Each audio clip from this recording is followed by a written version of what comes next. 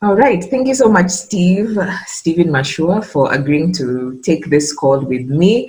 And we have known each other for the past 2 years almost because we were in the same scholarship as well, the Chevening Scholarship. So I'm so excited that you're here, and I'd just like you to have this opportunity to introduce yourself to the Cynthia Kimola family. I'm a Master of Public Policy candidate at University of Calgary in Canada. So I'm like 4 months away from completing my second master's. And this second one, who has funded it for you, the fully funded one? So it's known as African Leaders of Tomorrow, and it's quite prestigious as well.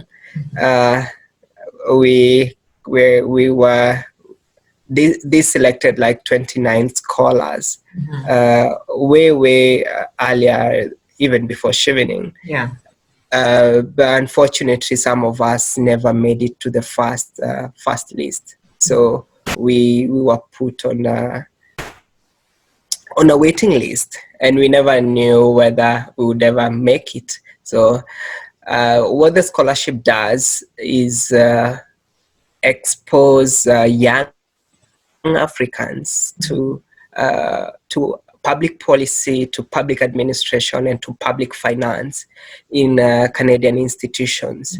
So it's not an academic. It's not entirely academic. Yeah. It's more of a experiential learning, and that's why I thought it was a value add to the work that I was doing, to the course that I did in the UK. I knew it would be a long shot because it meant like doing back to back and having to juggle between two countries. But so far it's been interesting. It's been a good journey. Already done with the coursework, and yeah, that's usually the bulk of it. And jumping from one master's to another, honestly, it's had a huge toll on me. I think by now I've lost weight. Most of these conferences and most of these opportunities, they're always looking for people who are willing to take back the knowledge and put what they've learned to task, sort of implementing what they've learned, making sure that you're not just a professional conference attendee, or you're not just a global trotter for the sake of it, but you're doing it with your beneficiary community at heart or in mind. Like for social media, how would you maybe direct someone to be able to use that medium to network and know more people and get hold of opportunities? I think one of the most powerful platforms is Twitter and LinkedIn. I found that those two networks quite powerful in terms of connecting with professionals, because the thought of reaching out to a minister or a head of a global organization on a particular topic of interest is, the thought of it is, it's pretty like from a snap of a tweet, from a single tweet, you're able to get their attention. Part of it, or part of the work, is to study this person before you reach out to them. You're doing your background checks, you're doing your homework before reaching out to some of these people. One concrete example that really worked for me was in 2013 and 2014. And I think I'll mention her because she used to be very kind to me then. You all know about Julie Gishuru. Yeah. She was very kind to me in 2013 and 2014. Like, I could tweet her and she would retweet everything that I'm saying. And remember, it was sort of topics on African development. That I remember that's when she was hosting the African Leadership Dialogue. I would follow her show and live tweet. Yeah. And then I would tag people who are in different sectors that are, if they're talking about agriculture, I would tag the AFDB Director General, I would tag FAO, Food and Agriculture Organization, and all these big organizations. And that's how you draw the attention of this organization to you. Yeah. They actually realize that young person somewhere who can actually drive sensible conversations online. Time and again, you end up becoming, you end up getting into the mouths of some of these people. Like at the mention of your name, they can quickly relate, or they can quickly connect. If they mention Stephen Machua, they know, the guy who's been actively on Twitter, or who's been actively engaging us on LinkedIn. That's how you develop. That's how you make yourself known. You might not even meet these people physically for many years, but the fact that they can see you, and they can see what you're doing, that's an endorsement enough. Now, let's talk about how someone, how you packaged yourself, or how someone can be able to make themselves fit into a certain opportunity, or be it a scholarship, a grant, a conference, a volunteer call. What are maybe some of the things that people should start paying attention to now, because you never know what would happen, or how you would use that information about yourself to land an opportunity? I think one thing I've learned over time is document your work. Mm-hmm. Document your work, whether it's that short video, whether it's that photo, whether it's that blog article, whether it's getting your work published. Even if it's a newspaper article or an online blog, get your work documented. Get what you're doing documented. It might be as simple as a blog. When organizations are considering you, and perhaps you've scored the same scores with someone else, they'll start checking your name on Google, just to see what is that extra thing that this person has been doing. If they bump on a video about you somewhere, talking about the topic that relates pretty much, that matches with the kind of person they are looking for, then you stand a higher chance than that person who didn't have an evidence of what they've written about. Yeah. I should have started with another one. I could now that documenting work is 1, we can go to 0. 0 is to start working. Yeah. Think of a cause that you want to champion. It can be as simple as mobilizing your friends to feed the street kid that you see every day near your school, or in the city that you live in, or perhaps it's just feeding the elderly within your neighborhood, or mobilizing your friends to collect old books and taking them to underprivileged schools. Yeah. So what I'm trying to say is, start volunteering. You don't need to be in a formal setup for that work to count. Volunteerism counts in a big way in these opportunities. Those who don't have much time, you can volunteer online. And organizations like United Nations actually has a program for online volunteering. In Kenya, we have a society known as Volunteer Involving Organization Society. If you reach out to them, they have a network of volunteer organizations that are always looking for people who can step in, or who can get into their structures to help them implement some of the community activities. And this doesn't have to take much of your time. You can decide to be doing like 2 hours on a Saturday, or 2 hours on a weekday, whenever you're free. So it's more of starting small. So we are on step 0, done. Yeah. We've talked about documenting your work. Yeah. Number 2, start speaking out. Start speaking out. Start getting visible to people who matter. Yeah. And by saying you get visible to people who matter, this is where the social media conversation I was talking about comes in.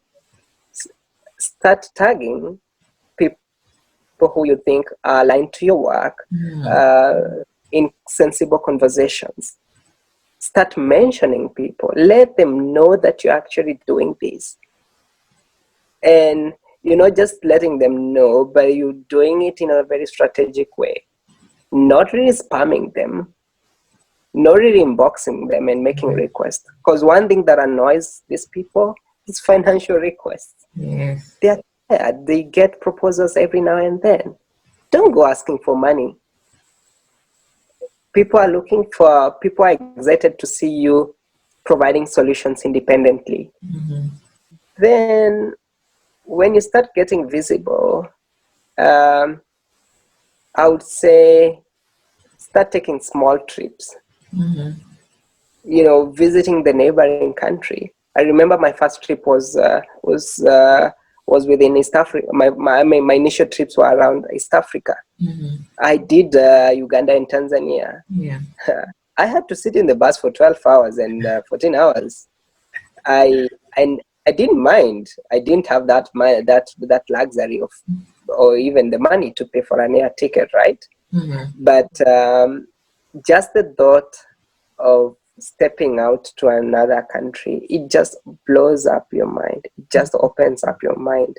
You start seeing other people. You start interacting with new currency. Yeah. You start interacting with a different language, and that kind of opens up your mind. And that travel history comes in handy.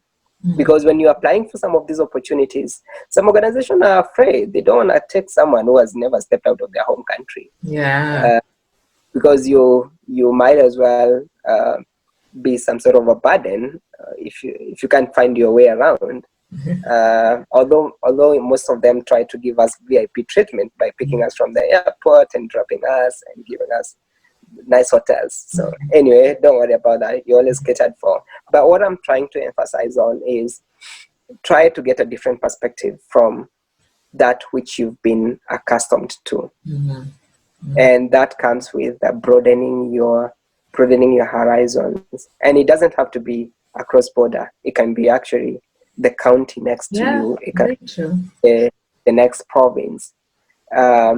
A lot of us don't know so much about our countries just because we've not ventured around. So that's something to explore. Wow, those are really, really good tips. I wish I had those when I was younger. I would have been able to do much more.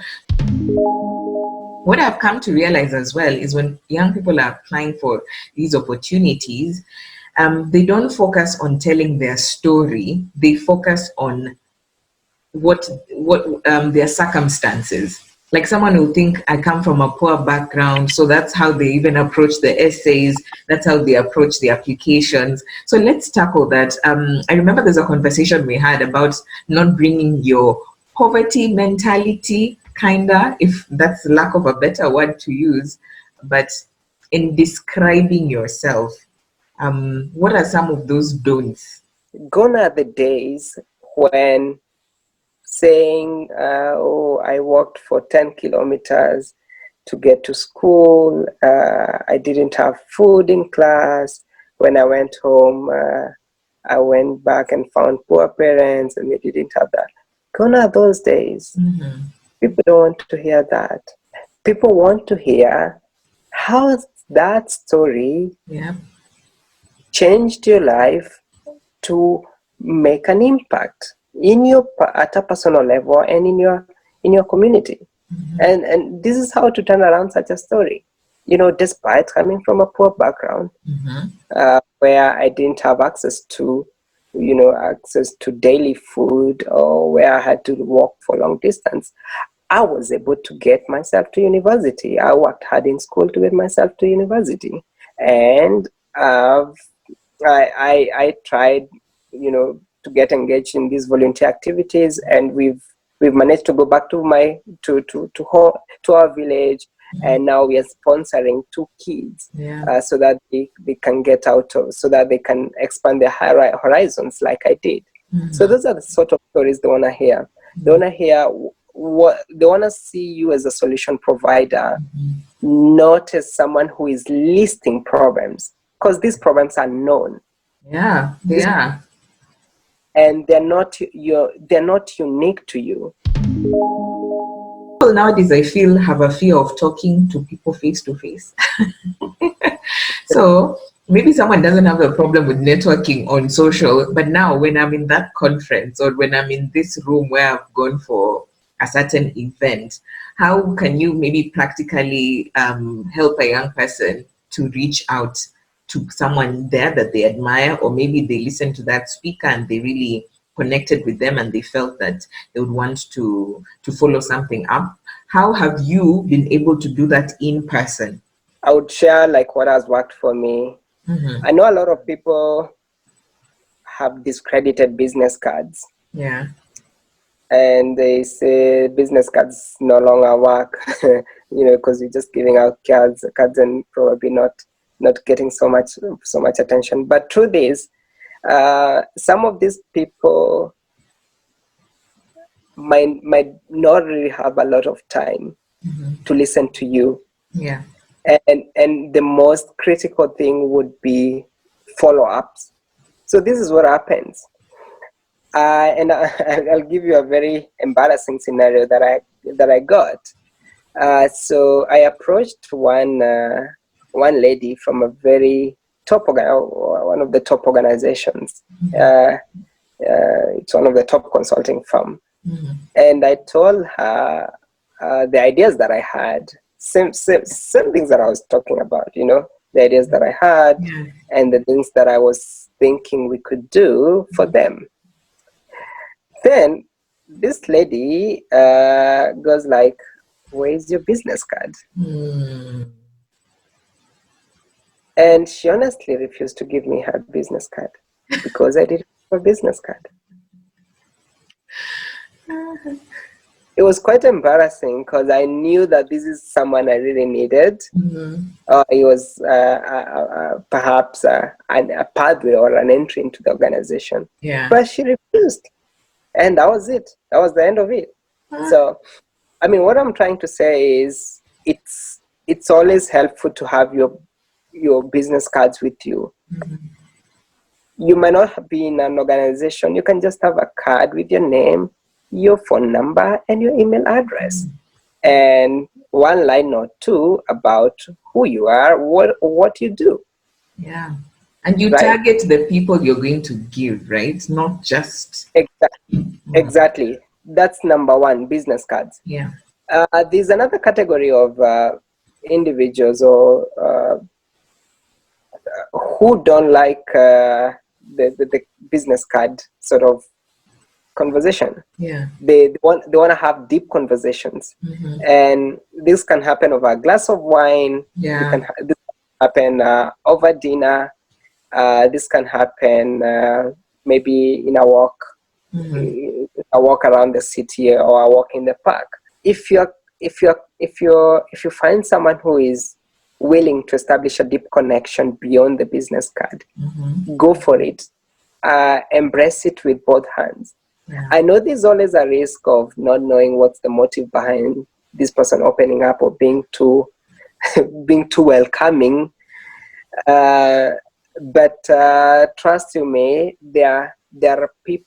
We have people who are willing to go out of their way to get some sort of clarity on what you're doing, and they're willing to walk with you along the journey. And I know one person who did that for me, and that person actually opened a lot of doors for me in terms of business clients that I was looking for, and someone who could put a good word for me. So don't decline those dinner invites and those invites to have a glass of wine. Sometimes those informal moments turn out to be the biggest turnaround, the biggest opportunities in your life.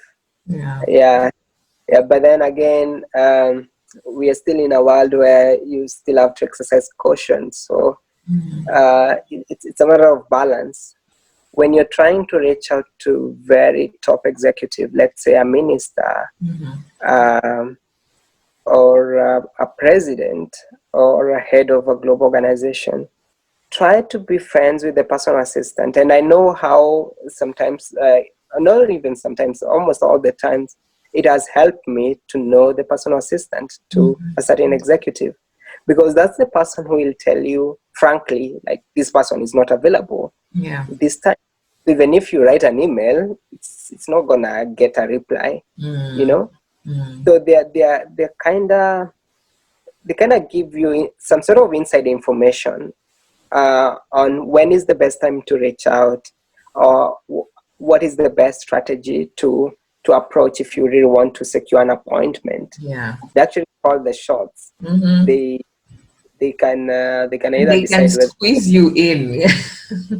they can either squeeze you in or decide that you're not going to see that person.